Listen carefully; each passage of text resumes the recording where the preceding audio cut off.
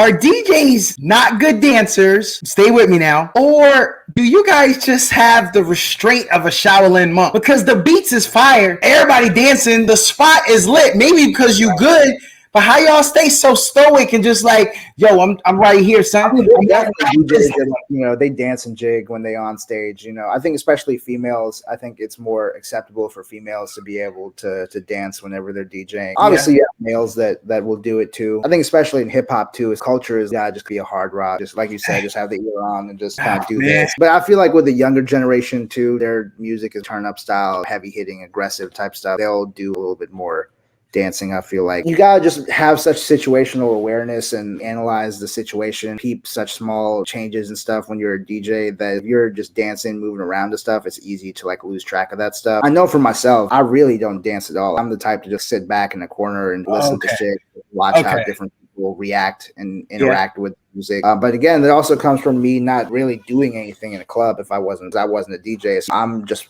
posted up in the back being like, okay, how do I get people to act like this with my music? If it was like a melody or a rhythm or a certain drum sound or something that had people sort of reacting to that, sitting there just basically picking it apart, being like, okay, like what's really making people move to this, and how can I? And a lot of that too comes from sampling, right? Because when you're sampling, you're basically just like stealing some hot shit that somebody else already made. So my mentality is always just like, okay, like what can I steal that really seems like it's leaving an emotional impact on its listeners, And so once you isolate that, it's just like, okay, it's this particular set of notes, right? Or it's this rhythm that has everybody dancing, So that's the type of shit that I pay attention to. But yeah, I mean, my personality is one of just like, being withdrawn, in a corner, not really getting down like that. There are definitely DJs that dance and move around like that. But I feel like that's more in like the EDM space a little bit more than like the hip hop space. Hip hop, you ain't got the motherfuckers like Steve Aoki. He'd be like throwing cakes in the crowd and shit. So you really don't do that with hip hop DJs. Yeah, you're right. Call me DJ Urkel. I would drop something so hot, I'd be like, yo, did I do that? I'm telling you, I'd be like, yo, y'all see that? Yo, I'd be dancing. I am a dancer though, so to your point. Is there anything better than a trip getting ready? Nope. For a long journey where our podcast released a new app and searching for a fade fiend. New fixation. Giving this a subscribe is the same sensation. Started with the day ones. They gave us fuel to support the season. Could have been anywhere in the world, but you're here for a reason. Notification bells, text some friends, all to let you know. Check your Bluetooth, connect, talking wisdom I know. Welcome in, everyone. Episode 176. Pack a lunch for this one with our guest, Haris Qureshi. Yo, I'm going to tell you, the coolest dudes always rock the bucket hat. You know what I'm saying? What's up, Haris? Yeah, man. I'm not going to say the sponsor or who gave me the bucket hat for free because they don't sponsor me. But I picked this up last South by, not this year's, but last year's South by. Yeah. Rocking tough ever since. I ain't gonna lie. The best stuff is always free. I love bucket hats, man. I don't get enough of them. I'm on this vibe right now. I cock the front up sometimes. Right. I always, man, when I wear a bucket hat, I always pull it too low. That's my problem. Like I'm trying to hide from the world. Like y'all see me, but y'all don't even really see me. We try to catch some shade. You feel me? That's what it's for, man. It's beautiful. I'm a big LL Cool J fan too, so I'm bad. They can't go. They're not ready to see me with the Kango bucket, man. That's gonna be scary. Tell you, man. Good thing I don't own a red one. If I had a red, man, I'd be walking around with my shirt off, fat dookie chain all the time. Right. Y'all wouldn't even be able to contain me. Y'all be like, yo, dude, you biting. LL Don J. Okay. That's it, man. That's what I would do. Yo, Haris, thank you for joining us today, man. I know this is going to be hot.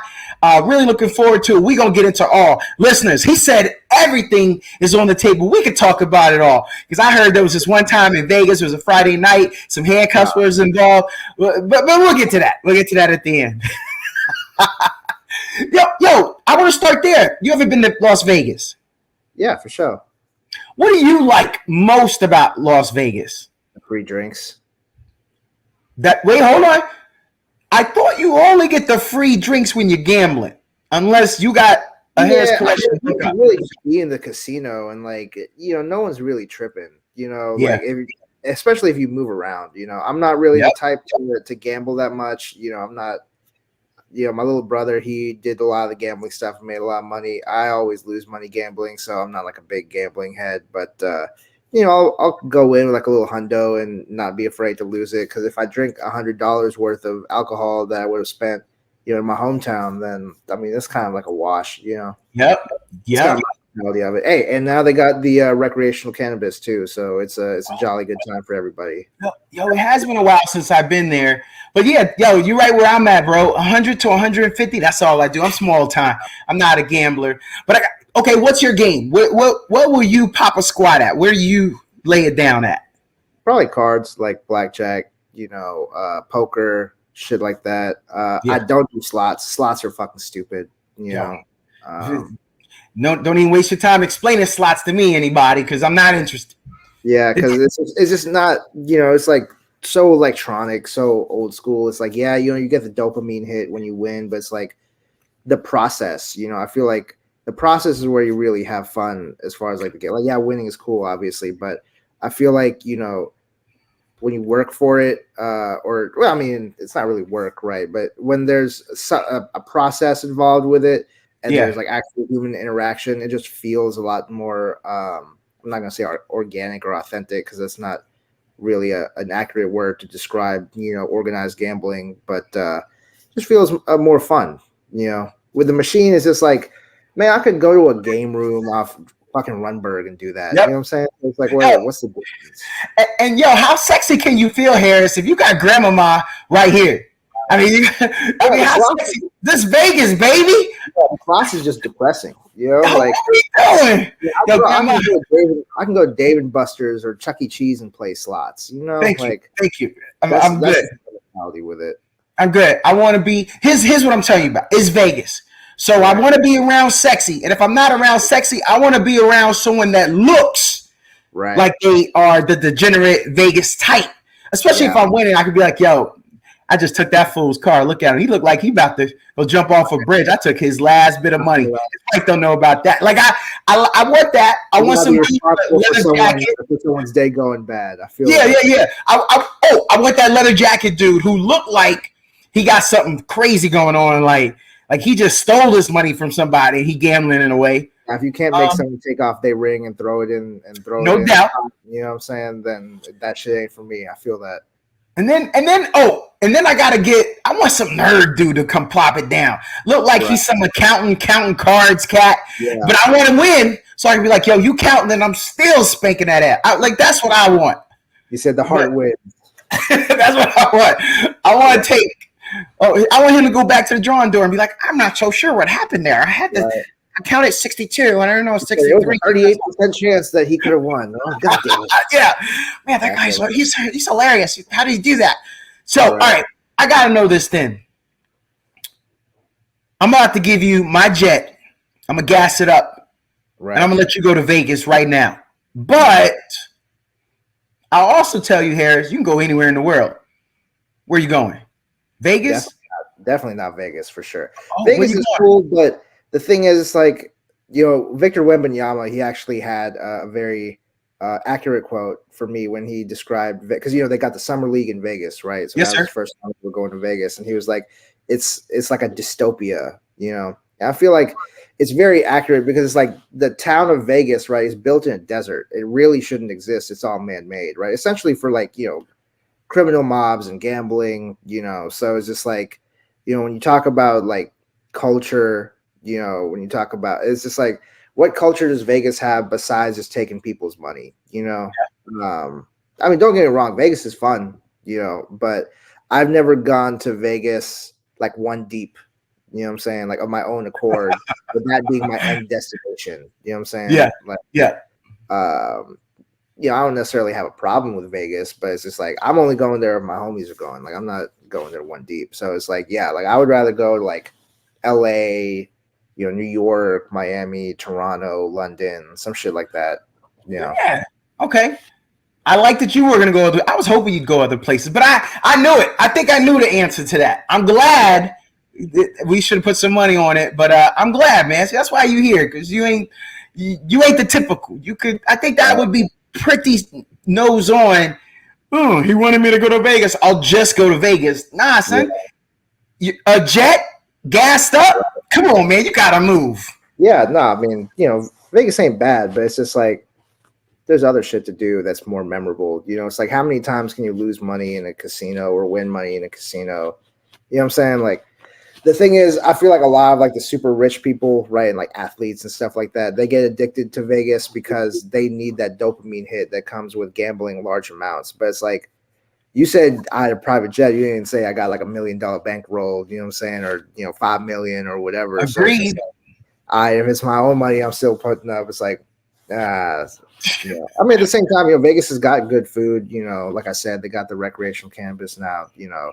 They got fun stuff to do, but at the same time, it's the vibe of Vegas is like a little bit different than like a lot of other cities where there's actually stuff to do besides just sit in a casino and be a degenerate, which isn't a problem. But that is like it's a desert too, so it's like you can't really do shit outside. It's like you can hang out on the strip when it's not summer, but it's like what you really doing. Even Fremont Street is cool, but it's like what's there to really do?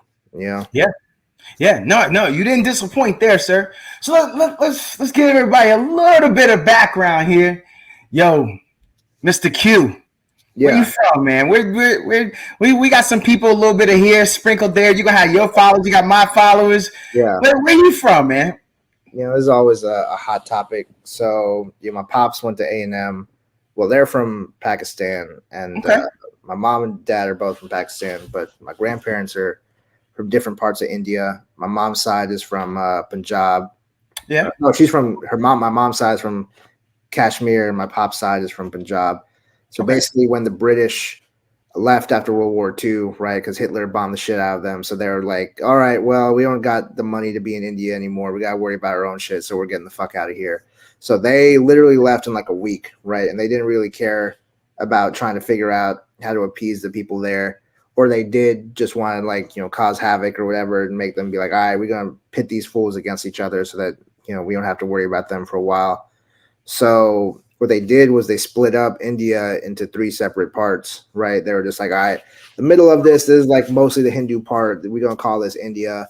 And, the Muslims, they want their own country. So we're going to make them Pakistan. We're going to make the East and West parts, they mostly Muslim. We're going to call that shit East and West Pakistan.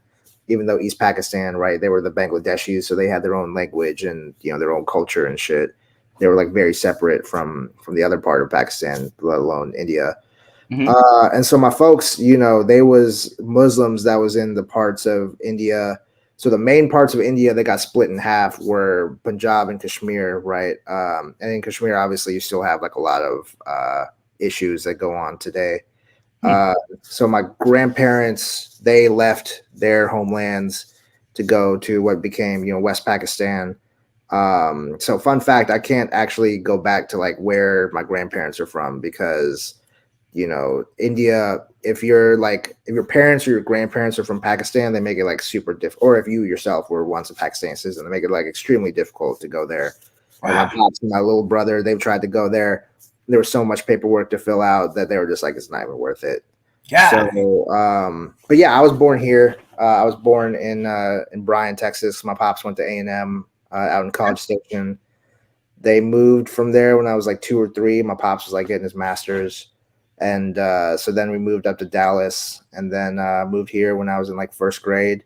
Mm-hmm. Grew up mostly in like the country burbs and like Round Rock and Dripping Springs. And then when I graduated high school, we lived in Round Rock for most of my childhood. And then high school, my folks moved out to Dripping Springs. Yeah. After 9/11. So that was a really interesting, amusing time. Learned a lot about small town America. I bet. So that was interesting. Definitely informed a lot of my opinions about sort of the downsides of America. Yeah. Even though it was like a relatively affluent place. Then I graduated high school.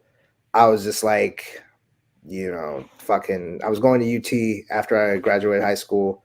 So I did like one summer because basically the program that got into UT, like, because, I'm sure they still have it now, but it's like the top 10 rule where like if you're in the top 10%, you can go to any public university in Texas that you get accepted into.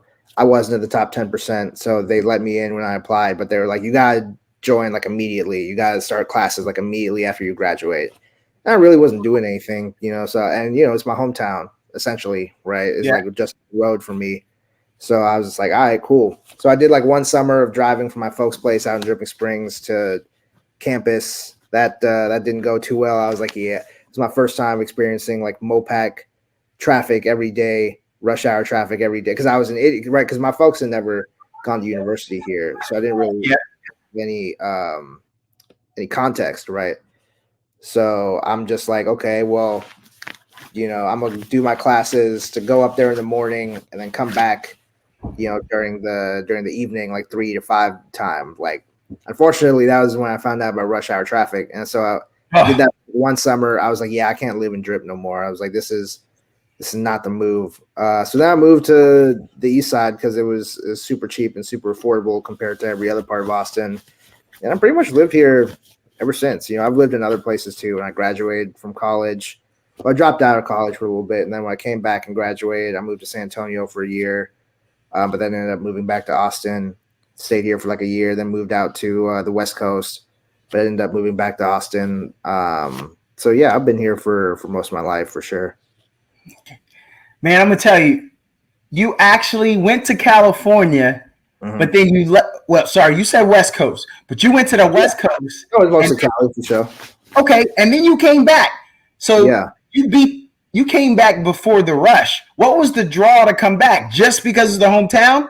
Or even then, it was the mass exodus from California to come here? Basically what happened was my little brother, he got a job at like a coding boot camp, right? And so when I graduated, I had a few job offers. I had 2 job offers, actually, not just a few. It was a couple, to be more precise. One was, like the thermostat company Nest, like the little one that you can control with your phone or whatever. Yeah. This was before they got bought by Google. And so I could either do tech support for them, right? Like some call center they had. It was like through a temp agency or something. I forget exactly, but that was like the role. And the other role was, one of my best friends who, we were doing music together. And so he had moved to San Antonio to work at another one of my friend's family businesses. So my friend who was, we had gone to Dripping Springs High School together, and he was like in the top 10. He was like literally like, whatever. He was like 5th in our class or whatever. And so he ended up going to Princeton, right? But then when he graduated, he didn't really get a job. So then he moved back, and it turned out that his grandparents were actually really well off in San Antonio, and they owned like the local, how we got like straight music in Austin? Yeah. They basically owned Alamo Music, which is like the straight music equivalent in San Antonio. And so my homie was just like, shit, man. He's like, just come down here. Like, if you just stay down here, you're going to eventually get a job just working with us, And I was like, okay, well, I was super passionate about music. I'd been making beats for a long time. That's actually what I dropped out of college to do. So I was just like, okay, well, shit, let me move down here. I was like, you always hear that you got to leave your hometown to make it. And so while we were doing cool stuff in Austin, San Antonio growing up always seemed like the big city. They had the theme parks, they had, the river walk or whatever, just things that seemed sort of like they had the sports team, right? So they seemed very big city-esque. And then when I got down there, I realized San Antonio was really not a big city. There really ain't shit going on there compared to downtown Austin. And I wasn't really getting paid that much once I started getting paid. So I ended up taking $20 an hour to come back to Austin and work at a tech support spot, even though I swore that I would never do call center stuff again because the shit was super soul killing. This spot was also super soul killing. It was like a cybersecurity company by the domain. It was $20 an hour, which I thought made me rich at the time, but it was just insanely stressful, because like basically what I was doing was, different company. It was like B2B, right? So like different, companies would call and say, hey, my Wi-Fi is down, and then we gotta try to troubleshoot that shit like remotely. And the thing was, these are like, enterprise corporate clients, so I can't just hang up on them. I have to like fucking figure the shit out. So I'd be on the phone with them all day, going through computer shit. It was like super stressful because it's like it's already stressful to troubleshoot some shit. Now imagine you're not even there in person. Yep. So then I'd be complaining to my folks all the time about how stressful the job was, and my little brother at the time, he had joined like a coding boot camp out in the Bay, and so they had hired him on, and so he became like the director of product or some shit like that. So they're like, shit, you just leave your job and go out to the Bay and learn how to code. And I was like, all right. I was like, I hate my fucking job. So eventually, they told me enough, and I was like, all right, fuck it, I'm gonna do it. So I moved out to the Bay for a year. Joined their little boot camp thing. It was cool because San Francisco is definitely a lot more dense than most of Austin. So it was very Manhattan vibes, downtown Austin vibes. No doubt. Y'all even had a Chinatown out there. Yeah, no, for sure. It was great. That was my first time really living in a big city, was living in San Francisco. Because, it was like, obviously Austin's grown a lot, but I never lived downtown. I never even lived on campus. I lived on West Campus for like one semester, but that wasn't at a dorm. It was just like a little shoddy apartment complex where I was paying like $750 for like a 1-bedroom or whatever. Yeah. So, in San Francisco, it's like, I'm paying $900 for like a bunk bed, right? And like, it's not even like, we don't even have a bath. Like, we got shared bathrooms with the whole floor. Oh. We got a shared kitchen in the whole building. And this one Asian chick, she would cook fish every weekend and just make the whole building stink like fish. There was no AC or heating, right? So it's just like whatever the window is, that's your ventilation. And our shit was located like right next to an alley that had no ventilation. So like to cool down, I would just have to take showers and shit. And I didn't really end up getting a job out there after the boot camp, right? So I had like a lease for 6 months. Once the 6-month lease expired, I was just like, oh, I don't have a job out here, and I'm not about to pay $900 to deal with it, So I basically just crashed on my homie's couch in Denver until I ended up getting a job, and the job ended up being back in Austin. So that was the main reason. I actually, at the time, I was telling all my friends whenever I would come back to Austin, like, yeah, fuck Austin, I'm not moving back here unless I'm okay. Yeah. I ended up taking a job for $60K. Which I mean is a little bit less than $100K, but it beats the fuck out of $0K.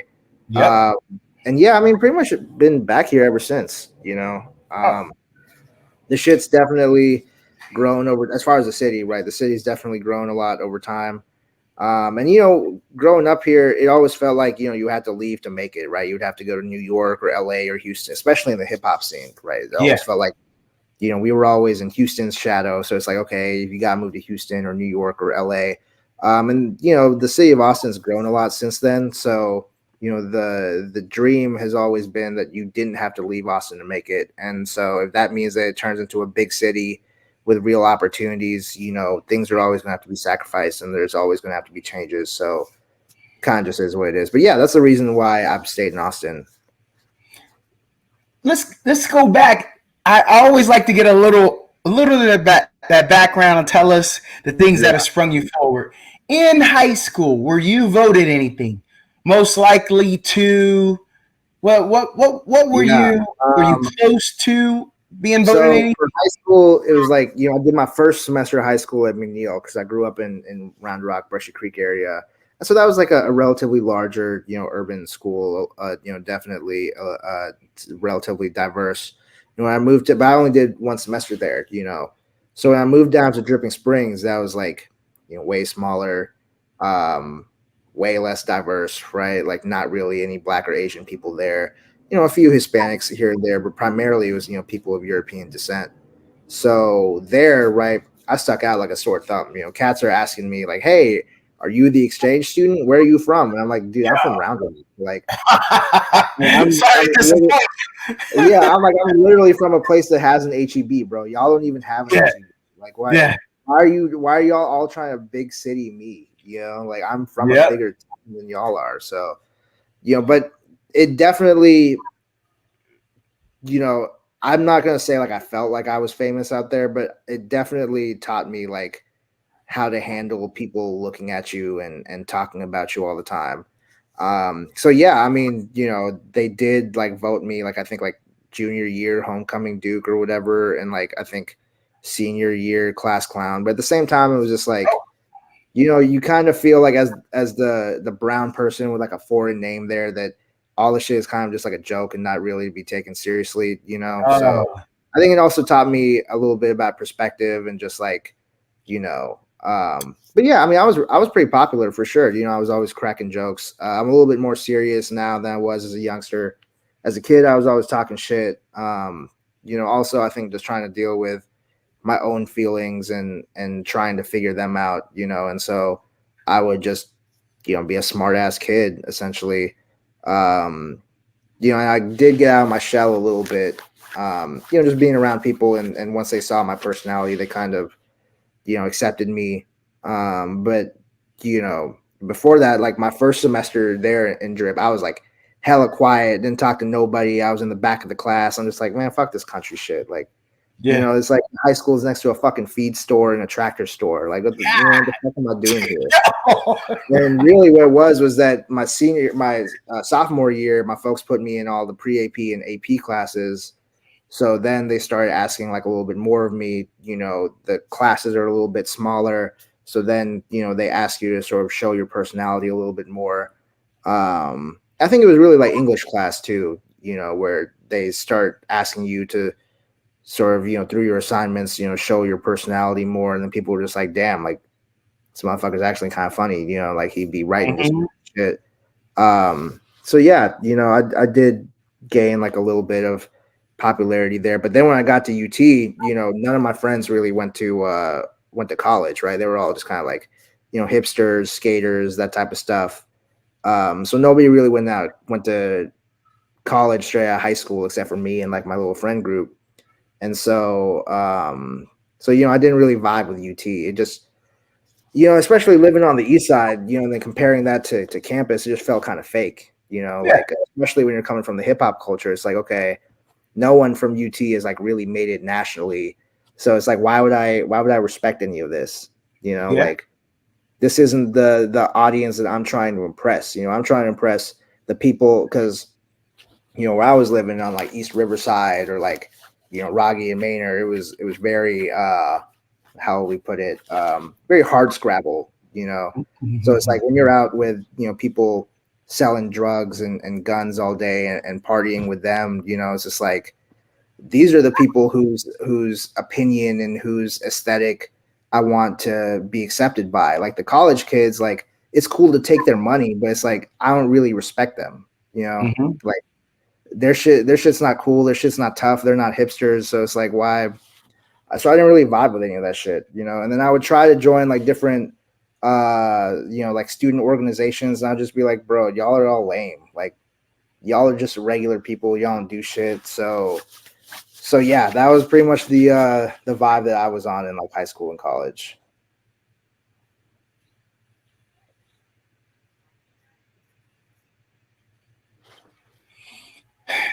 So I want to go back to a thing that you said. You said that you got into making beats. I got to know a little bit more about that. Did that start back in high school? Because something tells me, I mean, I did some performances, but if you got a guy that makes beats, like that's the dude to be around because the party is always around that guy. When did the beat making start? So basically what happened was one of the guys in our high school, he was a friend of my best friend, right? And so he had moved up to the north side around Anderson Mill. Yeah. And so then he started getting into like rapping and like making beats or whatever. And so, you know, he was Mexican and my best friend was half Mexican, half Paraguayan. So, you know, he basically roped my best friend in. And my best friend started like making beats, and the beats were all like, you know, sort of like FL Studio, like stock, you know, synth sounds, whatever, you know, kind of corny sounding, but you know, they're having fun, right? Yeah. And so he's doing that, and you know, at the time, I think we're straight out of high school, right? And so my friend, you know, he had gone to St. Ed's for a semester, but then he had dropped out, and so you know, he's kind of doing like the Austin hipster shit, just you know. Living at his dad's apartment on Riverside, just like smoking weed, you know, we're trying to figure out who can buy us beer, you know, and so he's, you know, doing this rapping, making beat stuff with his friend, and you know, he starts getting me involved, you know, I'm a writer, so it's like I got bars, but my delivery is trash, right? And so I'm just like, you know, I was like, I feel like a lot of these rappers, like, or you know, rap groups or whatever, I was like, I feel like I always read about them sampling like soul or jazz or funk or whatever. So I'm like, you know, we should try to download some and try to do that, you know? And so he did. And the beat started sounding really dope.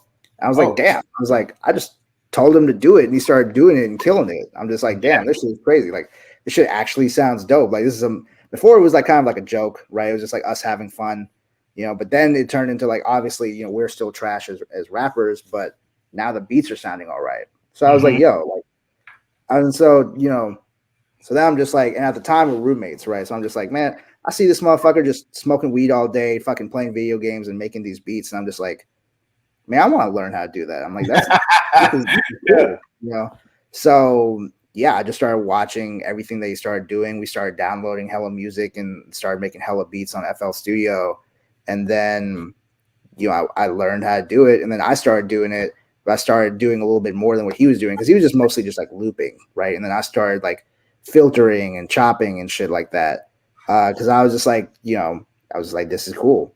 So, I started doing that. And this is when we're all living off Riverside and living off campus, I think. And so, we just started amassing this catalog. And then my other friend who went to high school with us, he was like a screamo type guy. But once he started seeing us making beats, his pops had recently passed. And so he had like a little bit of money from the inheritance, right? So he ends up buying MPC and starts making really dope beats as well. And so, all three of us, we sort of click up, right? We were called the Think Dank, aka, and since I was from my folks were from Pakistan, my homies' friends were from Paraguay and Mexico, and then our other homie who was white, his family was from Arkansas. So I was just like, well, shit, we also third world, because I was like, you already know how it is in America, right? Arkansas is considered sort of like the armpit of America. So I was like, oh, you basically third world too, bro. Yeah. So we were like, third world, the Think Dank. That was like the name of our clique. And, obviously the raps were trash, but our beats were dope. And so my homie, the white guy, he ends up, because he has a little bit of money, he spends like $200 on like his MySpace website or whatever. So it looked all swanky, and so he actually started getting some like, some recognition from like local cats around town who were like, yo, your MySpace is ill. Your beats are ill. He was really on his shit.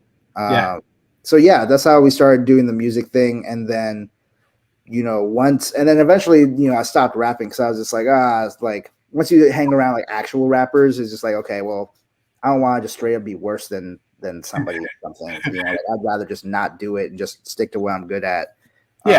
So yeah, that's where the beats came in, and that's really where a lot of people in Austin started noticing me was because of my beats. So making beats and then becoming a DJ, how far apart are those two things? Well, actually, a lot of well-known producers started off as DJs that wanted to figure out how to make the music that they were spinning. Yeah. So for me, I kind of went backwards from what like a lot of old school cats did, right? A lot of old school cats were DJs. They want to figure out how to make the music on the records that they're spinning. So then, they go read magazines or talk to people and figure out, okay, these are the machines I have to buy to make beats to sound like the stuff that I'm spinning.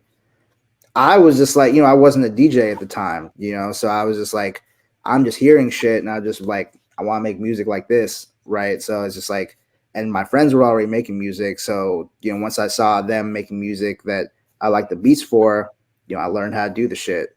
And then it wasn't really till later. And then the thing was too, is that being part of a rap group, it was just like, and seeing sort of, Austin's always had like a really strong DJ scene, because we're a party town, so. We have got a lot of venues, it's easy for DJs to pull up and play something and keep people entertained and, dancing and drinking and spending money. So, I never really wanted to be a DJ because I had so many friends who were such dope performance DJs, with the scratching and beat matching and juggling and stuff like that. I was like, shit, I don't do that. I just make beats, So the DJing thing kind of just was like, but also, I was in a group with some rappers, So at that point, it was just like, okay, well, when our DJ doesn't show up, like, I'll DJ. Like, I got a computer, I can download virtual DJ and run the shit, So then I became kind of like a DJ for whenever they were performing. And then once I fell into KZI, I was just like, well, I really already have experience doing like all this stuff. So for me to become a DJ in that sense is not really that crazy. But yeah, I mean, it really just all started with the music production. And then once I was in a group with a bunch of rappers, then I was around DJs so much that I kind of just picked up various tricks of the trade. I still don't consider myself a DJ, but I think a lot of people, they just kind of are just like, when you tell people what you do, they're just like a beat maker. Like, what's that? And I'm just like, oh, well, I DJ too. They're like, oh, he's a DJ. Or like if I give a mixtape of my group to somebody, they're just like, oh, he's a DJ. I'm like, not really. I mean, now to a more of an extent, I do just like, yeah, whatever, But back then, it used to fucking annoy me whenever I would give someone my mixtape and they would call me a DJ. I was like, I'm not a DJ. I made the beats. I'm not transitioning. I'm not yelling. Like, I'm not a DJ. Yo, I always got it. Answer this for me, Haris. Yeah. Are DJs not good dancers? Stay with me now. Or do you guys just have the restraint of a Shaolin monk? Because the beats is fire. Everybody dancing. The spot is lit. Maybe because you good, but how y'all stay so stoic and just like, yo, I'm right here, son. They dance and jig when they on stage. I think especially females. I think it's more acceptable for females to be able to dance whenever they're DJing. Obviously, you have males that will do it too, right? But yeah, I mean, I think especially in hip hop too, it's like the culture is like you gotta just kind of like be a hard rock, just like you said, just have the ear on and just kind of do this. But I feel like with the younger generation too, their music is more like turn up style, heavy hitting, aggressive type stuff. So they'll do like a little bit more dancing, I feel like. But yeah, I mean, I think it's just like you gotta just have such situational awareness and like analyze the situation and peep such small, changes and stuff when you're a DJ that it's like if you're just dancing, moving around and stuff, it's easy to like lose track of that stuff. Yeah. I know for myself, I'm like, I really don't dance at all. Like I'm the type to just like sit back in the corner and just like listen to shit, watch how different people react and interact with music.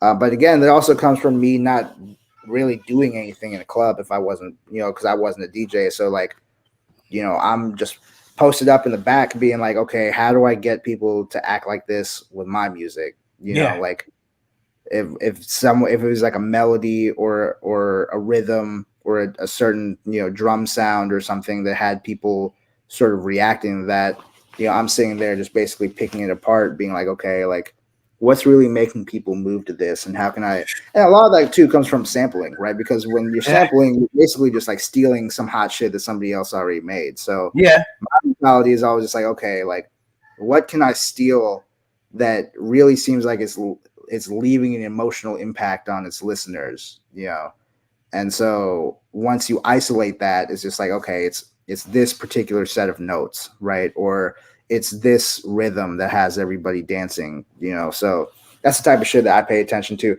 But yeah, I mean, my personality is one of just like, being withdrawn, in a corner, not really getting down like that. There are definitely DJs that dance and move around like that. But I feel like that's more in like the EDM space a little bit more than like the hip hop space. That might be. You ain't got the motherfuckers like Steve Aoki. He'd be like throwing cakes in the crowd and shit. So you really don't do that with hip hop DJs, Yeah, you're right.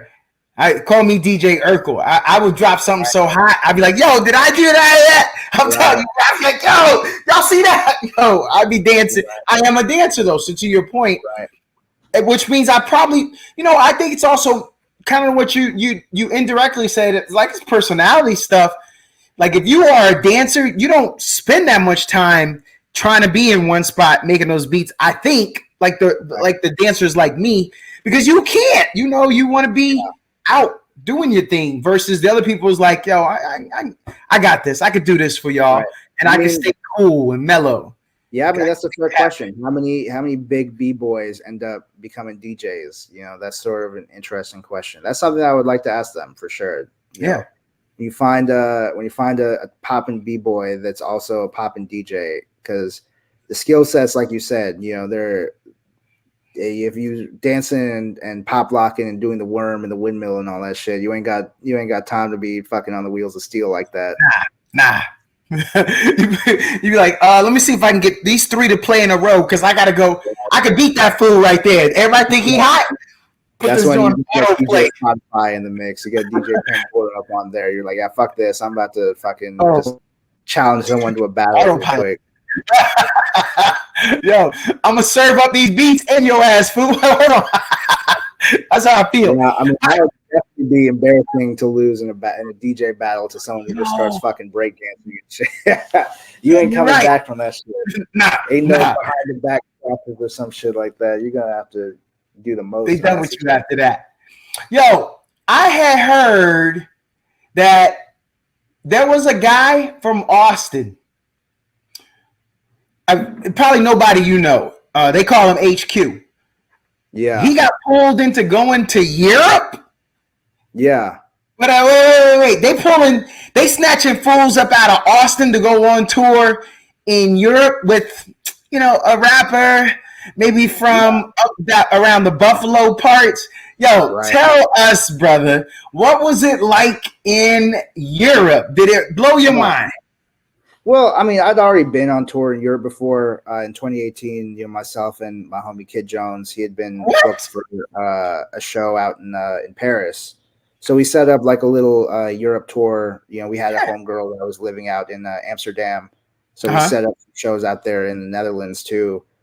So it was like 4 dates, I think, total for like 2 weeks or something like that.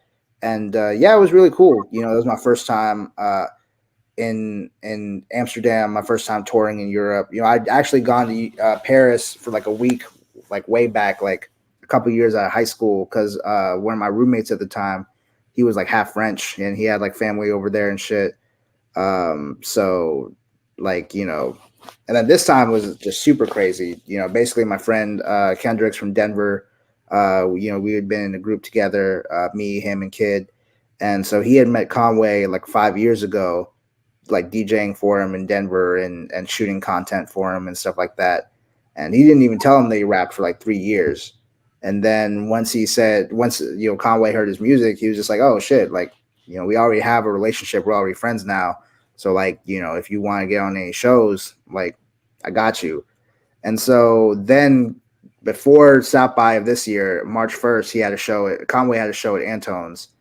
So Corey, or my homie Kendricks, he was on the lineup. So we chopped it up with Conway and his management, and we were just like, hey man, like because I've been telling Corey, I'm like, bro, we gotta do this Europe tour. Like that's gonna be crazy. Like, what I'm saying? Like, it's one thing to do a tour in the States, but it's like, we're from Austin. We know a lot of people that tour the States, but doing a tour in Europe, like that's just going to be a crazy look. And it's like, how many chances do you really have to do that? Yep. So, we talked to Con about it. Con was just like, well, he's like, I actually need a DJ. So if you're willing to DJ for me, then I'm down. We can do it. Cause he'd already had Corey DJ, or my homie Kendricks, his name's Corey Kendricks. So that's why I just call him Corey, but he'd actually been, he had DJ for Conway before out in Denver. So Conway was just like, all right, well, shit, like I already rock with you. I've already, seen you DJ for me. So he's just like, if y'all are down, then it's cool. And so I was just like, all right, well, because my homie Kendricks, he's a rapper too. So he was just like, all right, well, at first, he just wanted to open for Conway, but then he's just like, okay, well, Conway is now going to pay me and give me room and board to go on tour with them. So it's like, I ain't even got to go out of pocket really. So I was just like, all right, well, shit. I was like, I'll DJ for your set. I ain't tripping. That way you can just go out and interact with the crowd, not have to worry about, playing your songs and making sure that that's straight. So yeah, it was super cool, man. Got to see a lot more countries than just Amsterdam and France, the UK, Ireland, Slovenia, Greece. I'm sure I'm missing some country. Yeah, like Romania, Denmark. Yeah. So it was just super cool, and then also just, when we did the show in France last time, that was a really big show. But other than that, the shows like that we did in the Netherlands were more like intimate type shits, So it was just like going from that to like a situation where, you're directly associated with the headliner and everybody is like, every show is like 200 to 600 people. Like it was insane. It definitely gave me a better appreciation for like the scale of what Griselda has done, because they're basically like the new school Wu-Tang, like I definitely got like crazy, like, okay, like this is what touring with Wu-Tang must have felt like back in the day, so it was really cool for sure. Conway's a really smart guy, really funny guy, and so I got to the chance to pick his brain, just really about the music industry, and sort of like his experiences. So it was really cool. And then obviously just, sightseeing and seeing the shit, sometimes it gets tiring because you feel a little bit like a circus worker, living out of a suitcase, going from destination to destination with all the travel stuff. It definitely gave me a better appreciation for, what touring acts have to go through.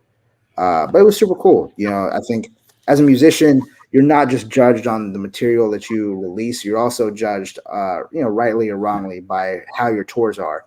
Even though at the end of the day, tours are a lot more politics than releasing albums are, right? Because it's like you gotta find a place to perform at. You gotta find multiple places to perform at, and you want people out there, so you have to link up with promoters, or you have to, get on lineups. So, especially in hip hop too, it's a lot jankier, right? Because like a lot of people, they try to do the pay to play type shit. Thankfully, my friend had a relationship with Conway, so it was a situation where he was getting paid to go on tour, which doesn't happen every day in hip hop, let alone in other art forms. So yeah, it was just super cool. Fucking the Europe shit was, and also too is just like is a lot of people is just like we get so used to doing shows in Austin because Austin is like a relatively poppin' city. It becomes easy to forget that there's like a whole world outside. Yeah. So yeah, it was super cool. No, I can identify with that. I lived in Europe for 3 years, and I played semi-pro football. But I remember in our locker rooms, man, like some music would come on, and some of them German boys, and we had more than Germans on my team. They knew 50 Cent lyrics. I ain't gonna lie. I ain't know that whole song. That dude did though. Franz knew it, and I was like, no, I mean, it's definitely crazy because you start seeing that like how much people love American music, and because like it becomes easy to become jaded when we're over here, and that's just like the native stuff. But it also gave me appreciation for how smart European people are because they all have to understand 2 languages, right? Well, at least the people that don't speak English, right? Because they also, if you're in a big city, you have to learn English as well. So, coming from like America where it's like, shit, we live in Texas and a lot of us, and myself included, don't even really know Spanish like that, and then going to a situation where it's like, I'm communicating in somebody's like second language or whatever, it gives you a better sense of humility to just be like, well, shit, like these motherfuckers coming out of pocket to learn this language just so they can talk to people like me, and like, I definitely don't know their language, so it's just like that shit was definitely crazy for sure. But yeah, I mean, it was crazy because, and it also was funny too, because like, a lot of the openers that were like foreign, like, rapping in their own language or whatever, you kind of give them the benefit of the doubt because you're like, well, I really don't know what this person is saying. Maybe whatever they're saying is cool or, deep. But the crowd vibing though, right? But then when we went to Ireland, right, and the Irish rappers were spitting, I was like, oh, these motherfuckers trash, bro. I was just like, they should rap in Gaelic or something because they rapping in English. I understand what they're saying. I'm like, these cats is not that nice. Yeah. Yo, I want to stay on the tour just for a second. Yeah.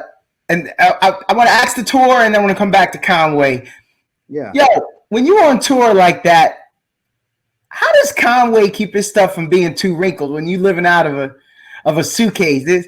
Was he ironing every night, trying to get the creases out? It was funny. He was just like, yeah, man. He's like, I'm old school. He's like, I wash a lot of my shit in the tub. Like I was just like, oh yeah, that's smart. I was like, I didn't really think of that. And yeah, I mean, he's definitely getting some clothing provided to him by different people who are trying to sponsor him, get notoriety for their brand. But yeah, he was rocking some fresh shit for sure. So yeah, I mean that's good. Well, but I mean you also have your show fit, and then you've got your like everyday fit, right? So his show fits for the most part were different than his everyday fits. But yeah, that's definitely, and also he had a lot of clothes. He had a lot of luggage, and the luggage was just growing. Oh, that's my guy. Yeah. Me, it's just like, I ain't getting all my shit paid for, so I'm showing up with like a backpack, like one little bag. Yeah, and that because the thing is, I travel a lot, so it's just like I'm used to rolling like heavy, hella light because it's like okay, like I ain't really got money to Uber everywhere like that for all my life, so it's just like if you trying to take the bus or the train or some shit like that, you really can't have like 5 different pieces of suitcases on you, and then it's just like with the flights, what I'm saying? They charge you per carry-on, so that shit adds up. So yeah, like me, I just roll hell, and then I'll just buy my shit there. That's what I did in London. I was just like, I'm gonna wait until the very last stop, and then I'm gonna buy new clothes. Like because once we're in London, it's like, okay, all I have to do after this is fly home. So, and the thing is too, I'm always worried that like my shit's gonna get lost in flights or some shit like that. So I really don't take any clothes that I like on tour with me because I'm just like so paranoid about losing my shit. So, like my friend was just like, "Man, where's all your drip?" I was like, "Man, I left that shit at home. I'm not. This is good, bro. I'm not trying to fucking. If I really want to look cool, I'm gonna buy something here. Like I'm not." Yeah. So yeah, I think Conway definitely was. He had a lot of drip though. I'm gonna say that. Yo, Conway's from Buffalo. Mm-hmm. Have you ever been to Buffalo? I've not. Okay. New York. My cousins live upstate in Rochester, but I've never been out there. So I've been there. Let me tell you a little something then, and get your opinion. Yeah. It is cold, bro. It's so cold that the U.S. Army sends their people for cold weather training, not to Alaska. They send them right outside of Buffalo. I mean, I've seen the pictures of the Buffalo Bills stadium. Yo, get cold and snowed. So I gotta know then. If Conway say, "Yo, man, come up in December," it's a 2-part question. Come up in December, come watch a game with me, and then the second thing is y'all tailgating, and he tell you to jump through the tables because that's what they do up there in Buffalo. Are you going? And then if you go, are you gonna jump through a table? I'm not a wrestler, so I don't know about this jumping. That explains why all these Buffalo cats love wrestling so much, because they all jumping through tables at the tailgates. Yes, sir. Yes, sir. They take that table breaking seriously out there, bro. And but yo, they be out there outdoor stadium after all these years. They have not thought about a dome. They good. They good with it. Yeah, I mean, I get it because you want home team advantage, right? So it's like, all right, like we used to training in this cold, the other team ain't. But yeah, I mean, I have heard. I mean, because the thing is, it's super close to Toronto too, right? And Toronto, yes, sir. Yes, it is. Horrific winters. So it doesn't surprise me that Buffalo also has horrific winters. But yeah, I mean, I've heard a lot of not so great things about Buffalo as far as like the local economy, to put it politely. So yeah, like, I mean, if it was like for something cool, I would go up there for sure. If Conway's just like, "Hey man, come hang out with me in Buffalo," I'd be like, "You want to meet me halfway, bro?" Like, we can go to Queens or Brooklyn or something. Yeah, let's meet in the city. I'd rather do the Bronx than Buffalo. Shit, but yo, he gonna get mad though, man. You know, when you from up where he's from, and yo, they put it down to be from Buffalo. And, you know, you still get to say I'm from New York, but it ain't the city. And I know them city dudes give them hell sometimes because they ain't from the 5 boroughs. Yeah, for sure. But I'm gonna tell you this though, man. You might offend him. You might hit a little nerve there, and be like, "Come on, man! Everybody always giving us a hard time about." Buffalo. But I mean, the thing is that the members of Griselda that are from Buffalo, they had to move to New York to make it, right? So I think they're extremely aware of the lack of economic opportunity in Buffalo, and how you have to move to make it. Because I mean, even Conway, I feel like he probably lives in New York nowadays. Because the thing is too, is just like, once you become successful, especially if you're from the quote unquote urban culture, right? What's the point of staying home? Like, all you do is just hang around people that don't really have stuff popping in their life, and that's why they're trying to leech off you. And I think in Austin we have a lot. Austin's a very chill city. You can't really do a lot of criminal stuff for very long. And well, I mean, you can if you're of European descent, frankly, but if you're not, the leash is a lot shorter. So I feel like in our hip hop scene, we don't necessarily have the same issues that they do in other cities. I'm sure there'll be a point one day where a big hip hop artist gets big enough to the point that, that's from Austin, where somebody from Austin tries to kill him or whatever, but we haven't gotten to the point yet. And I feel like also the thing is too, is that in Austin, we see each other all the time downtown, so it's like beef here is kind of different than other cities because it doesn't really last very long. Because the thing is, everyone's got to pretend to be friendly because otherwise you're just going to be fighting every time you go downtown, or you're going to be hiding every time you go downtown. You know, I feel like people here, we don't really have like a culture of like big chains and stuff like that because that's just going to get snatched on 6th Street or in the club, you know? So I feel like, you know, our culture here is like a little bit different than other cities. And maybe that's part of the reason why, you know, we don't really have rappers that blow up here is because we're so different and the culture is so different that it doesn't really translate, you know? Yo, speaking of beefs, you know, that's hot right now. So we got to talk about that right quick. Yo, DQ. I just merged their names. HQ is beefing with King Donato. What's off the books, man? What are you not gonna say about me? Where would you not go? You gonna leave my kids out of it, or is it all on the table, including my grandma? What you doing, man? Where's the limits with you? If I was a rapper, well, I mean, just from my roasting personality, like, yeah, man, I'm a roast somebody. I mean, obviously, you know, you try to be polite. Right, you know, try to be friendly or cordial, but if it's like a real beef and I'm like, I really genuinely don't like you, like, yeah, I'm gonna roast everybody, bro. Yo, don't let me know the name of your dead grandma because that bitch gonna got everybody twice and back. Don't like. I mean, the thing is, I'm also a little bit more respectful now than I was when I was younger. Because like when I was younger, I would have been foul. I would have been telling you like your kid's about to get kidnapped by pedophiles and shit. Like, all wrong. It would have been like on some grave diggers type shit, you know. Like, because I used to listen to Big L, and Big L would have so many crazy lines. No doubt. Like, you know, raping people and giving them AIDS and shit like that. So it's just like, you know, like motherfuckers be saying some foul shit. So it's just like, you know, I think now we try to be a little bit more politically correct now. Right? Yeah. So a lot of stuff is off limits now. But yeah, I mean, I feel like the Drake Kendrick Lamar beef, like they really didn't say anything that we didn't know about the other person. Nah, you know? they didn't. Like, they didn't. It's like because Drake was just like, "Oh, Kendrick is short." I gave Kendrick his first #1 single, you know, and Kendrick was just like, Drake hangs out with, you know, sex traffickers and Drake likes fucking 16-year-olds. And it's like, well, if you watch the news, you already kind of know all that stuff, you know. Maybe I guess the you know the casual fan, you know, maybe might not know all the background stuff about people, but that was stuff that's like, you know, been out in the open for years. So, you know, it was an amusing back and forth, but I didn't really feel like. And also too, you know, one comment that people have made online that I thought was interesting, they're like, "Oh, hip hop is dead. This is all just like gossip," right? But it's like, even when we look at Tupac and you know, with Hit 'Em Up, he was just talking about fucking Biggie's bitch, right? Like that was like the big he sent. You know, otherwise it was just like, yeah, fuck you, fuck, you know, Diddy, yada yada, whoopie whoop. But it's like that was like the main shit was he said like, yeah, you know, I fucked your bitch, you know. So it's like that's kind of gossip too at the end of the day, you know. So it's like what Drake is a womanizer, so he legitimately has, you know, gotten with a lot of rappers, you know, chicks or you know, side chicks or ex chicks or whatever.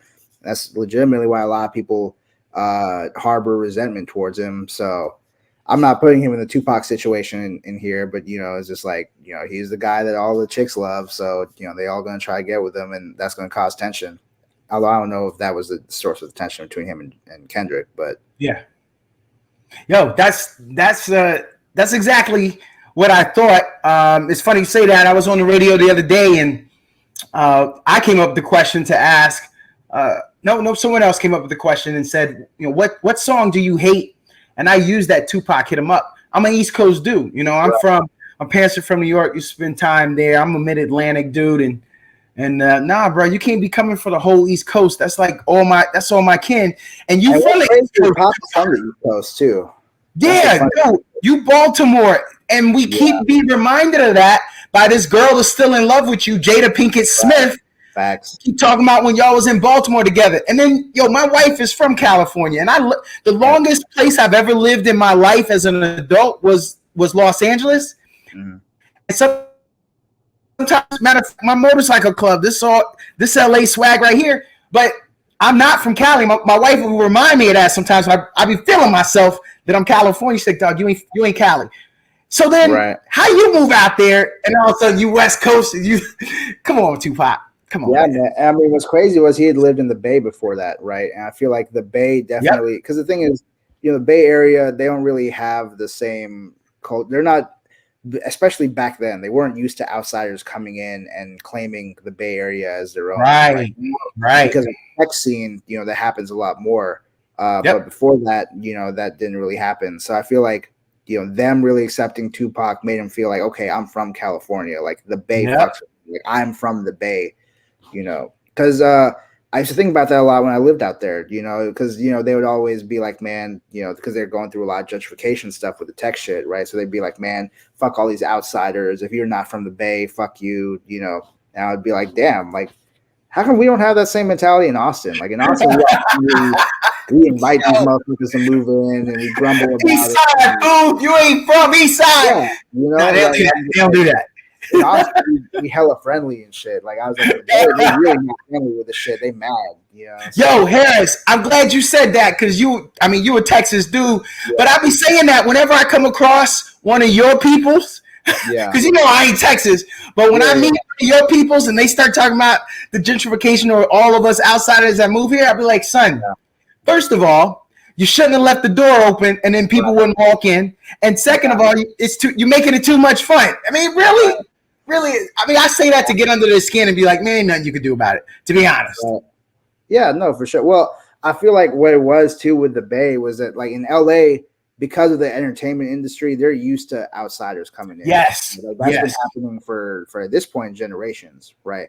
But with the tech stuff, that all happened within like the last 20 or 30 years. So before that, people weren't, and with Austin, we're like a college town and like a capital city of a state, right? So like the way that people would come in here is like they would come in for the university and then after 4 years they leave, right? Or, they come in for the state, the legislature or whatever. They come in for their little thing and then they leave, you know what I'm saying? Or they come in because they're governor and then they leave when they're not elected, right? So we didn't really have people moving here to stay here the whole, for years or whatever. Yeah. So once it started happening with the tech shit, it was just like, oh shit, we're really not used to this. Like, this is different, like before all the university students, they want to live near the university, right? Or like all the political type people, they want to live near the Capitol. Now the shit's changed.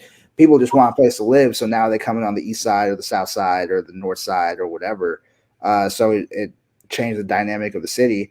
And so when I moved out to the Bay, I saw the same thing happening, but at a way faster rate because, the tech scene there was so crazy.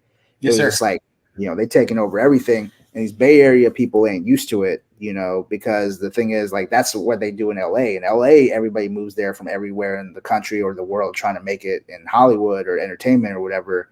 Nobody was doing that to the Bay. So then once the tech shit came in, nobody was ready for it and everybody just got fucked up. And because that's not really the culture of the place, they were just like, man, fuck this shit, Whereas in Austin, it's like everybody's so used to being friendly, Southern, whatever, that we're just like, oh, shucks, hey, neighbor, whatever. And then by the time you know it, ain't nobody saying, hey, neighbor to anybody no more because no one's lived there for more than 3 years. So then it's just like, all right, well, nobody knows nobody. Like, fucking, what are you even supposed to do now? So the dynamic is definitely weird in Austin, but at the same time, I feel like a lot of the stuff that's there is still culturally similar. So it's just like, all right, fuck it, gotta still rock with it. Harris, this was fun. This was exactly what I thought, man. We did an hour already. I'm gonna go back. I'm gonna edit. See what the editing looks like. But how do people stay in touch, follow? Maybe sometimes you dropping some beats, you doing some things. How can they keep up on all that? How do they follow and see what HQ is getting into? I'm gonna make that stick. I don't know if anybody uses it, but how do we stay up with Q Dog? Oh dang, man. H-Town. There's a lot that could go on with your name, man. No, for sure. I don't know if you've been to Houston a lot, but there's this part of Houston that's like very South Asian. It's called Hillcroft. So I want to try to get popping in Houston so I can go by Hillcroft Harris, but that's still in the works. That's still in the works. We still got a lot of work to do to take over Harris County, which is where Houston's at. But I mean, obviously, big shout out to KZI. You can catch me every Monday and Tuesday on 88.7, 7:30 to 10 a.m. Co-hosting the morning show. Definitely follow the radio station on Instagram and Twitter and Facebook and all that shit, because I'll be checking that shit. And yeah, as far as like my personal stuff, just my government name on Facebook. You can follow me on Instagram, Trill Packy. Funny story about that. My nickname in high school was actually Haris the Terrorist because I used to wear all black. And it was like right after 9/11, it was the country and shit. Part of the reason why I don't really rock with the people of European descent, is those experiences out there.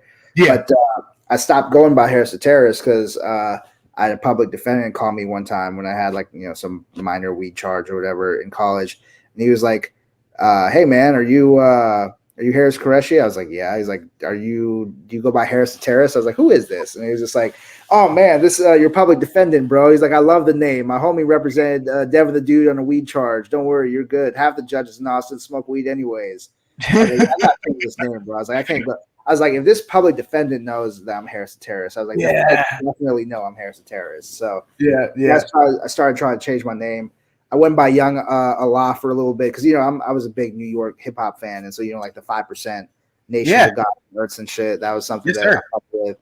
But then the problem was, I'd be trying to work with Muslims and shit from my parents' homeland, and they would just be like, "Fam, your name is like mad blasphemous. Like we can't work with you." I was like, I'm trying to explain to them, like, "Fam, this is hip hop. Like this, what you talking about?" But they didn't really get it. So then I had to find something else that worked. And my homie from San Antonio, who taught me how to make beats, he came up with the name Trill Packy. And I was like, you know what? I like that. I was like, someone's got to have it. And I looked it up and no one really had it. So I've been using that as my social media handle for a while. TRILLPAKI. You can find me on Twitter, Facebook, Instagram, all that good stuff. Trying to get on TikTok more. If y'all are on TikTok, follow the station on TikTok, kzi.the.voice, I think. And or you can just see me in the streets. And I write for the Austin Chronicle too, so they can keep up with me that way too. Yo, Haris, this was awesome, my man. We gotta have you back. There's so many things that I would like to do. We can bring you back. There's some forums I want to do. Right. I'd love to do one and just talk to locals because I want to go a little bit deeper into how the city's changed, gentrification, Round Rock. I know when I moved here, one of my good friends is from Round Rock. She was like, "Yo, when I lived there, it wasn't nothing but farm cow pastures and whatnot." Bro. So she was telling me what it used to be, and I see what it looks like now, and I can't even imagine what she was talking about. But I mean, now downtown Round Rock's like relatively popping. Before nobody. You said, "Yeah, I'm going to downtown Round Rock." Motherfuckers look at you like you're crazy. Now it's like, "Oh, okay, yeah, like that's a nightlife destination now." So it's crazy to see how the metro has grown for sure. Yo, there's a spot over there. If for the culture, bros. If you need a cut, there's a homie over there. I went and got a nice cut before I started cutting it all off. When I first moved here, I used to go to this dude and I was like, Round Rock. I thought somebody was gonna send me to Austin, right? Because I live up north, but they was like, "Nah, yo, check this dude out in Round Rock. He nice." Yeah. The spot was nice. Man, Round Rock and Pflugerville, they're arguably some of the most diverse parts of the Austin Metro now, for sure. Yeah, coming up. Definitely coming up. I mean, I was in Pflugerville the other day, and I have Nigerian descent, and Nigerian restaurant out in that spot. And I'm like, what? Yeah, we doing it out here. Yeah. So I was excited. But, thank you, Brother Q. This was fun for me. Enjoy the rest of your day, and everybody follow, support Mr. Qureshi. And if you don't, hey, that's just you missing out, people. That's you missing out. That's on that, man. We gonna keep doing what we're doing. So they can either get hip with it now or get hip later. No doubt. That's it. And then you just late to the party at that point. You gotta have that. There's only so many times you can be fashionably late. You know what I'm saying? So, we go wait for them to see how they react. God, man. Yo, have a good one, man. Thanks.